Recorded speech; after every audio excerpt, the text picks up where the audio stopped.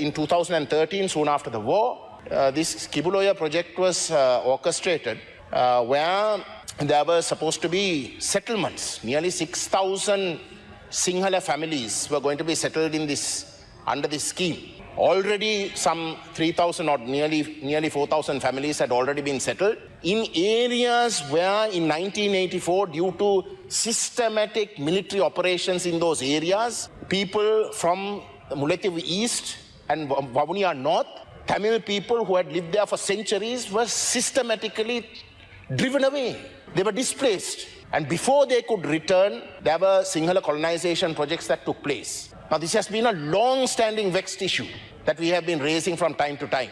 That due to the war circumstances, when people get displaced, at the end of the war, when we tried to come back, we couldn't come back in those places. Instead, either the forest department had declared them all to be forests, or people were already occupying, people who did not belong to that district. Now, this has been a huge problem. And this Kibuloya project is a key problem with regards to that in the northern province.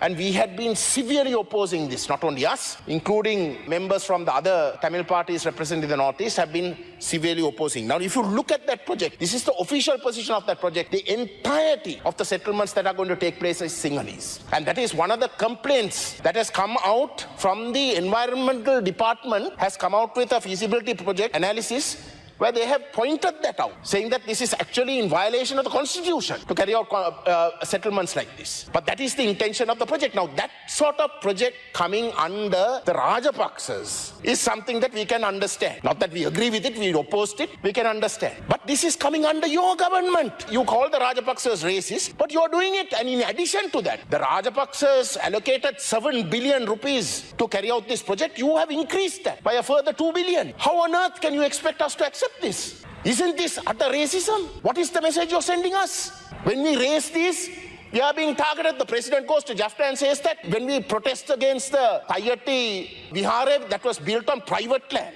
I challenge the president. When the Thayyatti Tisavihare land is already there, nothing was done there, they took private land. When we are protesting that private land has been confiscated illegally, the president goes and calls that racist. What is the message you're telling us? It frustrates us. When we are trying to be constructive, when we try to support you, when you need support, when we think that you are unfairly being targeted, when we try and support you. But soon after that, when we raise serious matters that concern us, that has exacerbated conflict in this country, for the president to go and call us racist because we support those people, those families who are protesting, and then you go and do something like what you're doing here in this Kibuloya scheme, you're no different.